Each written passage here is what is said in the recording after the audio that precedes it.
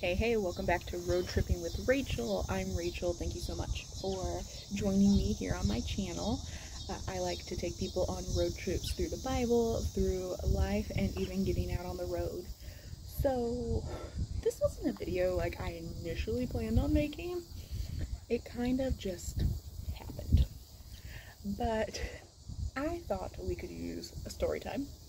And with that, I also thought I should share kind of my overall opinion on the general topic. And if you clicked on this video, you know that we are going to be discussing sex, dating, and abstinence. So let's just have the conversation. Now, for those of you who don't know, I am a single woman in my 30s. I am a Christian. I describe myself as actually being like a devout Christian.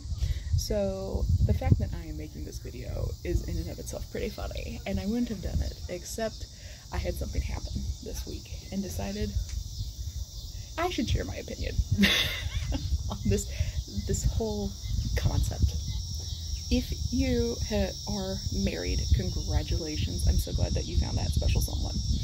If you are not, you know that the dating world is a wild and woolly place.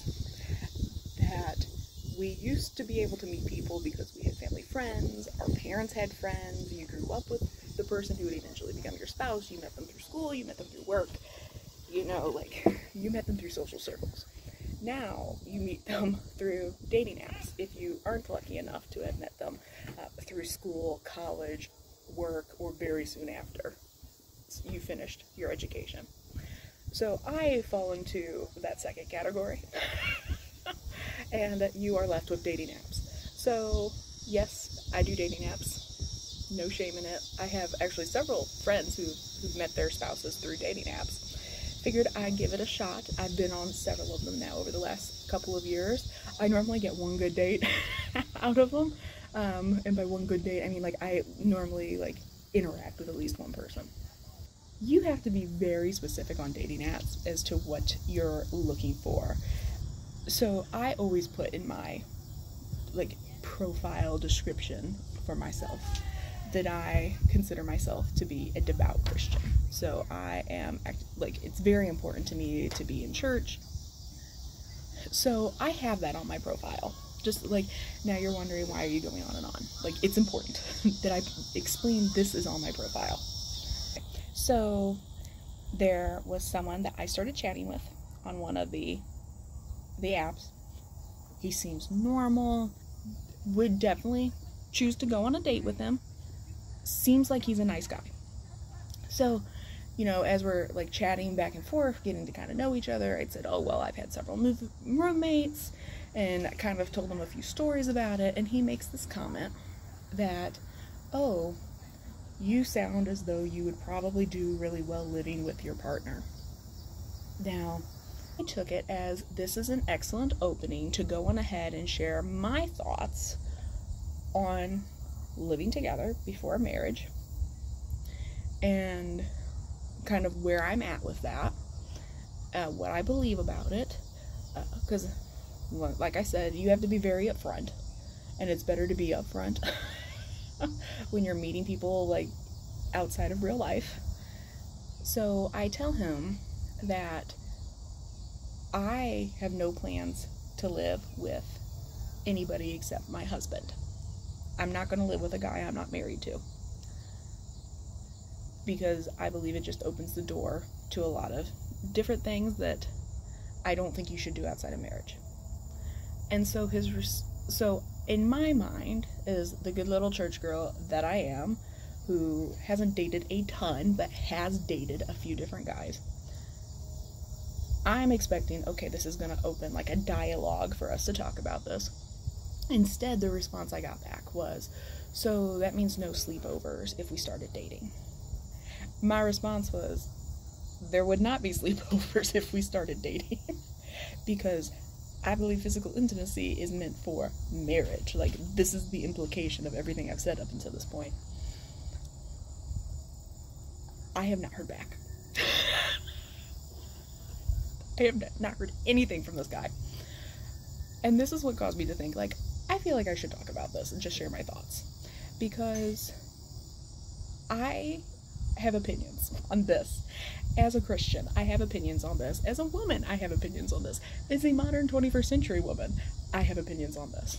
So let me just say, sharing this event, there is a whole lot of baggage that is wrapped up in the whole idea of sex and abstinence and dating. So let me just explain what my opinions on abstinence does not mean. So it does not mean, if you have chosen to have sex before marriage, that I think you're going to hell. It does not mean that I think you're a dirty person. It does not mean that I think you are less of a person. And it does not mean that I think you're destined for tragedy. And it does not mean that I think your marriage is doomed for failure, or that you aren't or cannot be a Christian. That is what it is not. What do I mean when I talk about why I think abstinence is important and not to do it before marriage is because I believe the marriage bed is sacred, that it should be a safe place for husbands and wives. In other words, you're not comparing your spouse to someone else you might have slept with, and that there is trust on both sides that you are going to be in a very safe space, that you have faith in each other, that you're going to seek out mutual pleasure for each other. Okay? That is what it does mean. Why do I think you really should save sex for marriage? Now, I've already said, like, this is what I do mean, this is what I don't mean. But you do kind of come into the, like, okay, Rachel, but why? You know, we live in a hedonist society where if it feels good, you should do it. I get it. Like, I really do. I also understand as a modern 21st century woman, that there is this implied understanding that to be in a relationship means that you are in a physical relationship as well, that you are actively having sex. I get it. It's becoming a cultural norm. I'm pretty sure it's always happened. It's just now we're very open about it. But why do I think you shouldn't? Is I think sex before marriage should be kept out of the equation, because when you are in a marital relationship, you have commitment and you get to learn all about it with this one person, which brings you back into you're not comparing someone else. I think if when you're dating and you're engaged, if sex isn't a part of the relationship, you're getting to know the person. You're getting to know their mind. You're getting to know their heart. And even though you are a holistic being, you know, the body is a part of who you are, it shouldn't be the thing that is distracting from other things. I think once you really bring the physical component in, that can take over some of the other parts if there's not a commitment there. And so I think that by keeping the body out of it at that particular point of your relationship, you get to know the heart of the person. And then whenever you do bring in the body, that is when God calls us to be able to know someone wholly and fully at that point. You never hear about, like, you don't hear or read in scripture about someone knowing someone else until, like, they're married. It's never beforehand. It's always after they're married that full knowing actually comes into play. That's how I feel about all of this. So, just to sum that portion up, I don't think you're a terrible person if you have had sex before marriage. I have my reasons for thinking that you should abstain. And this is where I'm coming from as a Christian, as to why I think you should go on ahead and abstain. So back to my story, what I found so frustrating about it was that if I wasn't willing to put out, then there could be no relationship. So then that inadvertently puts the pressure then on me that if I want a relationship, I have to be willing to turn my back on my convictions, my morals, my ethics, so that way this other person was able to be satisfied in a relationship.